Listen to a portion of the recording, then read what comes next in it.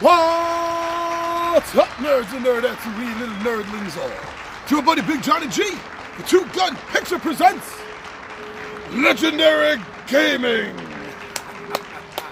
Alright, we are here for another Midday Monologue Monday, but not just any Midday Monologue Monday, my friends. There's been so much going on in my private life, my personal life, as well as trying to keep up with these daily drops that I'm doing here. I'm making sure that you all get to see that some things have fallen to the wayside. And right now, one of the things is the comments. I haven't dedicated any time to comments, so that is what today is going to be about. So my friends, I will join you down at the bench, and we are going to talk about comments.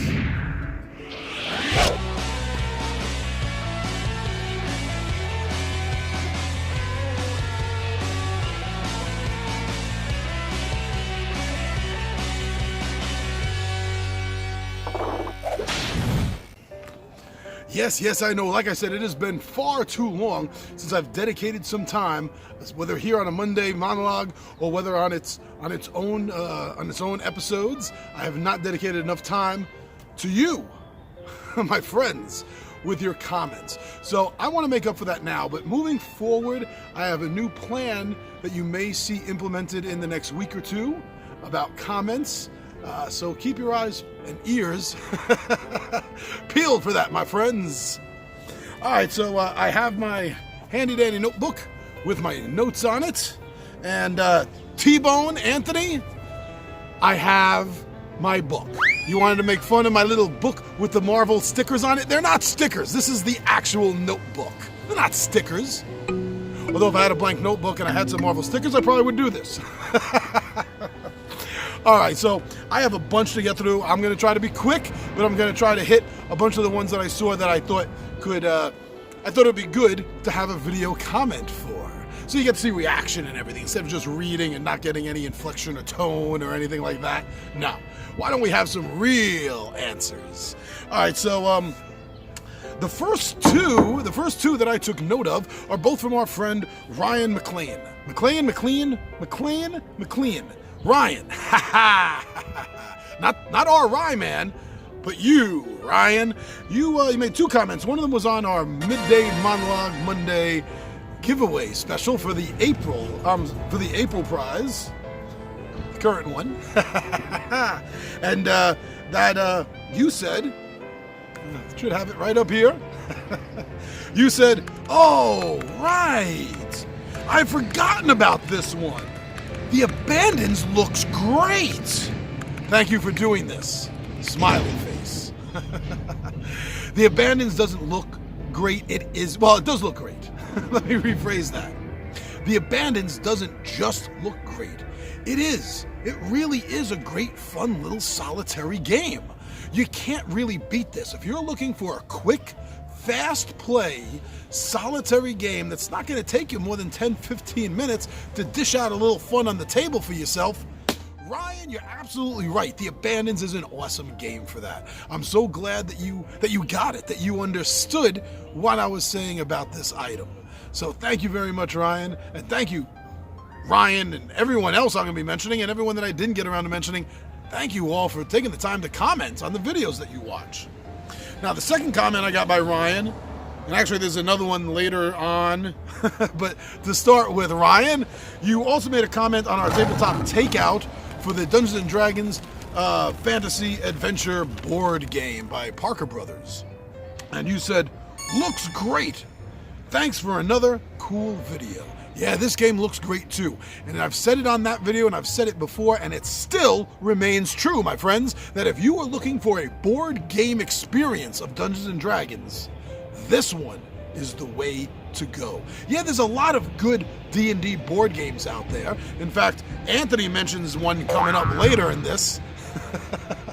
But as far as capturing the feel of the RPG, capturing the feel of running a unique character, yeah, this is the game that does it. If you want a board game D&D, look for this one. Though it's going to be hard to get because it wasn't available in America, like I said. It was only available over in Europe and England. Well, not that England isn't part of Europe. You know what I mean, I'm sure. But yeah, it was available on the east side of the pond, so to speak. And I don't even think it's available right now. So search eBay, check some Goodwill stores if you're really looking for this game. See if anyone wants to sell their copy. I mean, I don't, but someone may want to sell their copy and the 2 expansions for it. It's worth it. Yeah. All right, so a friend of ours, another friend of ours, here, we're all friends of ours, everyone on this list, everyone I'm talking about, consider us all friends. Now, this is from a fellow board game reviewer, previewer, showcaser, such as myself, and that's from Board Games and Bourbon. Loving you guys, man. And that was for the tabletop takeout, also for the Dungeons & Dragons Fantasy Adventure board game. And very simply, they wanted to know, they said, when do you debut in the WWF? Well, first of all, I just got to say thank you for saying WWF, because that's the way it was when I grew up.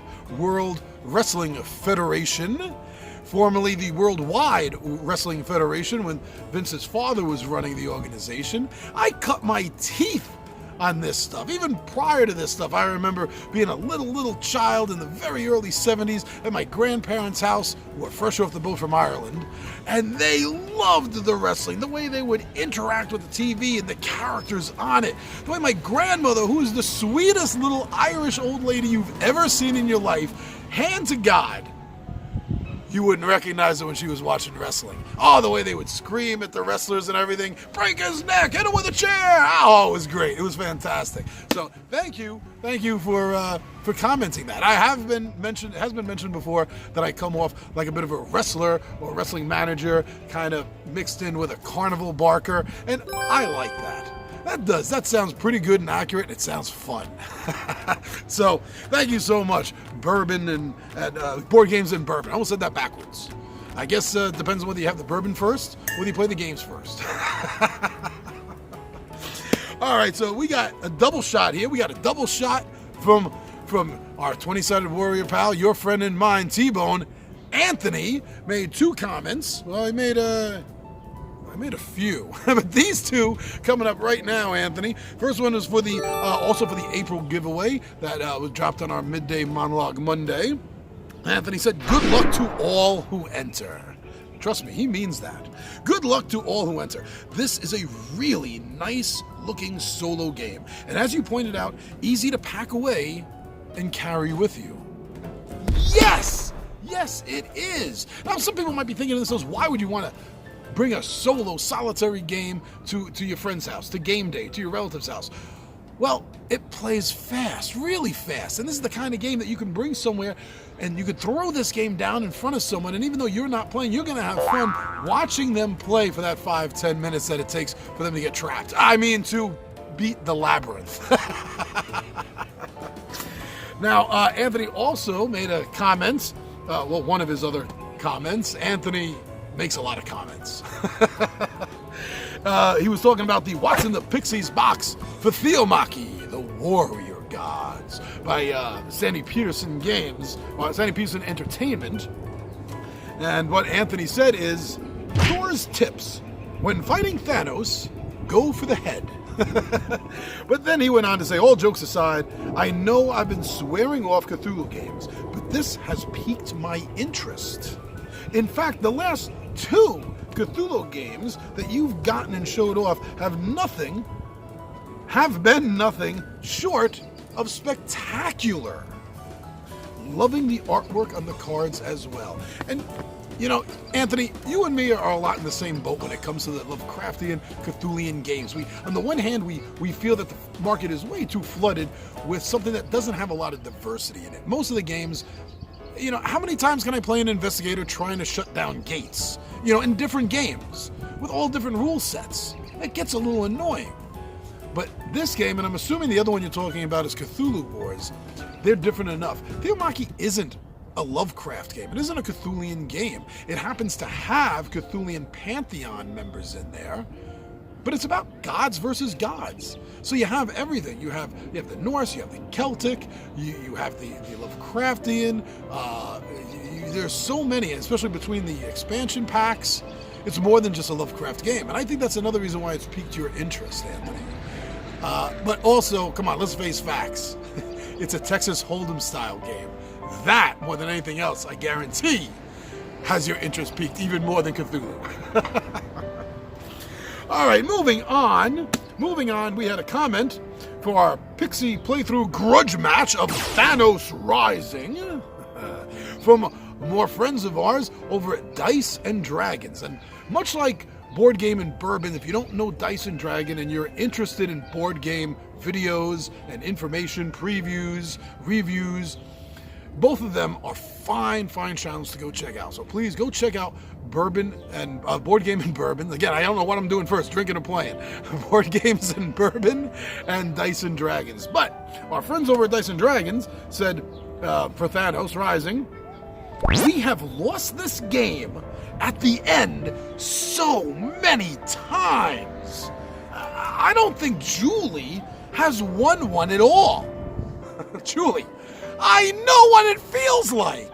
Oh man, you've watched the videos. Why? I got 2 playthroughs of it already, or is it 2 solo playthroughs of it already, and 1 team playthrough I think we got up already. And it's darn hard. Even when you're using the promo card, the promo card for, I can't pronounce the name of the dwarf star place, Nindavala, is a little bit awesome compared to the other ones you have in the set. But even that didn't make it very easy. Now maybe getting Stormbreaker will make the game a little easier, especially since Stormbreaker can't be damaged at all and does a lot. But I wasn't able to get it. But losing this game all the time is not taking any of my fun away from it. I still love this game, and I'm looking forward to playing it again. You might even see a playthrough in the next week or two to coincide with Endgame. Keep your eye out for that. Now we had 2 comments coming up, both of them on our State of the Shelf 2019 video, and one of them is by our friend Eric Shearer, another board game maniac. Hey Eric, how's it going? Thank you for watching. Thank you for commenting. In this particular comment on State of the Shelf, you said you can get a Lazy Susan for that big box and be able to rotate it to get inside. It's actually not a bad idea, but then it comes down to where am I putting the Lazy Susan? You see, because my shelves are up against the wall, and there's not enough room on the shelves to pull the Lazy Susan far enough away that the large box, and I'm assuming you're talking about the one I said I had a problem with, where's it going, and that's the Sentinels of the Multiverse collector box. But the Lazy Susan with the turn, and the box is rectangular, not square, there's not going to be enough room. But thank you so much for trying to give me some advice and help. Melissa V, you've been giving me advice too on this as well, about where to get shelves, how to build shelves, how to have some shelves built for you and everything. So thank both of you so much for those comments and thinking to take the time to give me a little helpful advice. Very cool, man. Keep it up. Please keep it up. Now, we have another comment on that from our old friend Ryan. You remember him from the beginning of this video. Ryan McLean said, great organization techniques. Thanks for showing us. It all comes down to organization. If you don't have some sort of sense of organization, when you have a collection as large as mine or larger than mine, I certainly by far do not have the largest collection of board games from board game reviewers, but I have a decent size, about 245 games in the collection right now, and you have to find some sort of way to categorize everything. And alphabetical wasn't going to do it for me. I just thought that since the first thing I usually have a feeling for is the theme, the genre that I want to delve into, that's the way I was going to do it. And once they're on the shelf, I just shelve them by box size, with the biggest ones to the left, because that faces the entrance door to the room, going to the smaller ones. I guess maybe if I did it the other way around, smaller to larger facing, it wouldn't be that big of a problem. It wouldn't affect my OCD or the OCD-ish kind of inflictions I have on these sort of things. But it's, I don't know what else to do. But thank you very much. Yeah, that's the only way I can feel comfortable with my personal organization of the shelves. Now we have another comment here for another video. Our What's in the Pixies box that we did for the Avengers Initiative expansion. and which we still haven't gotten around to actually doing a full game of. We did the unboxing and we previewed some of the pieces and the boards and the HeroClick figures that came with it on a slideshow Sunday. We're still waiting to get this to the table. Again, I'm hoping we get this within the next couple of weeks to sort of coincide with the MCU's release of Avengers 4 Endgame. You know, just kind of jump on the zeitgeist a little bit. But you said the only letdown is the game's tiles. They obviously put no effort in the design. Now, the artistic design on the tiles, I don't mind too much. I mean, it could be sure. I think I can see your point with that. That could have been a little bit better. It could have been a little bit more attentive. They definitely could. You know, when you look at board games like Spectre Ops, where there's so much shadowing involved in the drawing to give it a much deeper 3D feel, that I could definitely see. They could have gone the extra step with that on the tiles, that's for sure. But otherwise, outside of the tile, and even though I love tile laying games, I always have a problem with the ones that don't connect.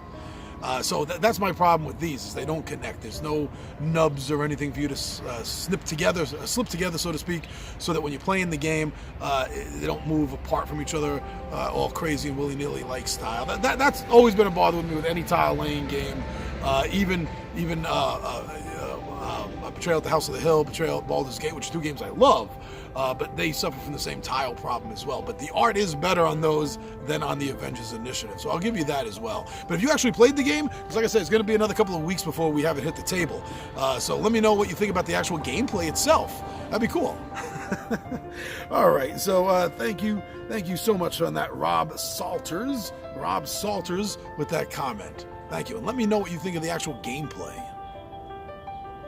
I got, 4 more to go through real quick, and these next 2, yes, just these next 2 are also from Anthony. All right, T-Bone, I got another 2 about you, and the first one is from the Slideshow Gaming that we dropped for Lords of Waterdeep. This is such a fun game to play. First time playing it, and I'm already wanting to play it again. Fantastic worker placement game with the D&D theme as the backdrop. Absolutely glad that you broke this game out for us to try. I think were you the only one at the table at that point that didn't try it? I can't remember, because I know Alex knows the game, and myself and Ryan. I can't remember if there's anyone else but you, but I'm sorry it took so long for me to get the game out for you to experience it, because it really is. Lords of Waterdeep is the game that got me into worker placement games. I really didn't have any mind for them until that game. And I still don't have a lot. I have a few, but that's the one that I kind of set the standard, the bar for right now, for my own personal interest in worker placement games. You may have your own bar that you set worker placement games by, and that's fine, but this one is mine. And I do. I love putting that down. And Anthony, we're going to get that down hopefully in the next few weeks also for another run, and this time we're going to use the Skillport expansion. We're going to use both those boards from that. Oh, you're going to like that. Oh, yeah. Now, Anthony, you also made note of our Tabletop Takeout Tuesday for Fates of Madness. So he said, Anthony says, I noticed that you said, speaking about me, I noticed that you said the game didn't feel complete.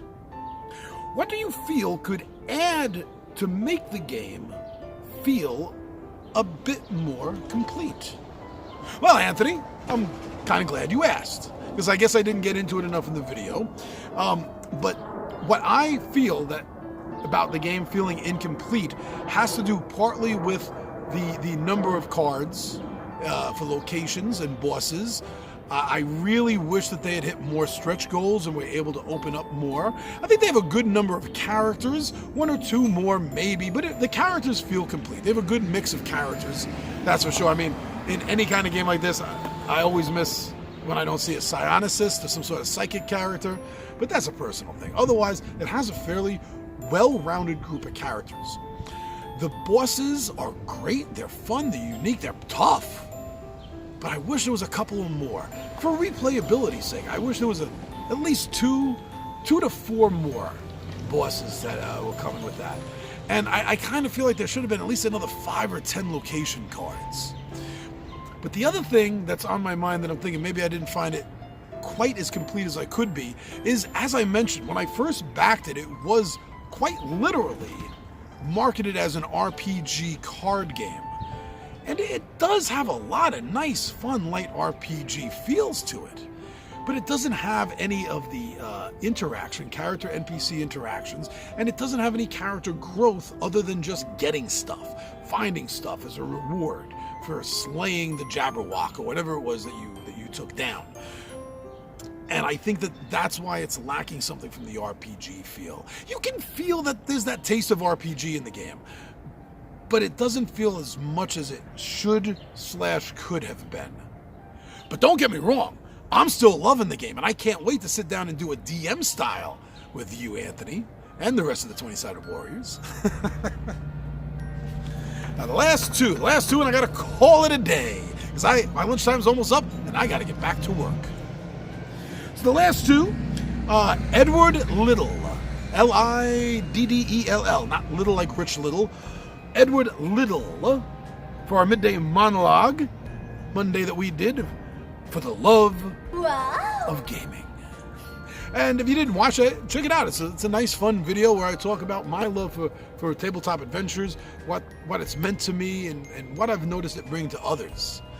And Edward made a comment on that. Great message and communication.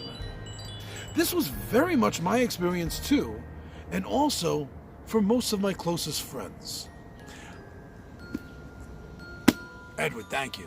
Thank you for saying that. Because I know I'm not an island. I know I'm not alone in those feelings that I had as a kid and still linger. I know others had them. But you know what? It feels so good when you literally hear from someone else. Dude, you're not alone. Oh, man. Edward, thank you so much for reaching out and making that comment. Because it did mean a lot to me. You know, when you're a kid growing up and you have no interest in anything that everyone around you is telling you you're supposed to be interested in, sports, cars, hunting, hiking, fishing, it can take a big toll on a kid. When in reality, all a kid has to do is find themselves. And like I said in the video, that's what happened to me when I was 8 years old. And I'm glad it didn't go on any longer, because I was a bit miserable. But I'm not anymore. So Edward, thank you. Cut from the same cloth here. I hope you continue to enjoy our videos and continue to comment. That was very cool. Thank you so much. And the last one is another very special one, because this is from one of the game designers that we have recently been talking about. This is from the game designer of the game that is the prize this month for the Abandoned. So Michael Dmitry Blasco, and Dmitry is in quotes, not by me, by him. So Michael Dmitry Blasco, for Tabletop Takeout Tuesday, the one that just dropped last week, he said, "Hiya 2GP, I'm the designer Michael Blasco, and I have been loving your videos. Your level of enthusiasm for our game is just wild. I'm glad that you're enjoying it so much and showing it every chance you get. What have you made, like 8 videos so far with you and your friends?" I think so, I didn't count. "Thank you for your support. The best part of being a designer is having people who love the work as much as you do." And I do. Everything you see of me on these videos is actually me. And that's what I love when I meet people, when I go to, like, when my buddy Jeremiah, the board game renegade, has a board game day at the brewery, the Gun Hill Brewery. And I go there, and people who know me from the videos and meet me for the first time, that's usually one of the first things they say is, "Wow, you're like this in real life." If there's a reason for me to be this excited, enthusiastic about something, I don't hide it. I don't. And your game, The Abandons, brought that out in me. Because right now, I think it's one of the best solitary, fast play solo games that I've seen. That I've played anyway. And I can't wait to see what you got next. What is in your head Michael Bosco, that's trying to get out next? I want to know. I want to know. So those are the comments that I had time to get through. And like I said, you're going to be seeing a little bit of change in this format with me dealing with comments. Within the next week or two, you should start seeing a little bit of a change. And I hope it works out for me. I hope it works out for you. And hey, wow, man. Thank you. Thank you so much. Thank you for going over to Facebook and Instagram and Twitter and seeing what we got going on over there, even when we don't know what we got going on over there. Thank you, everyone, so much for going over and checking out that official two-gun Pixie Zazzle store that we have. Most of the merchandise right now is still RPG related. I'm trying to find the time, because I have some designs in my head. I'm trying to find the time to actually be able to make them and work them into new t-shirts and mugs and clips and hats. So over the next couple of months, keep your eyes open and see. We hopefully will be having some new merchandise popping up by then. Thank you very much.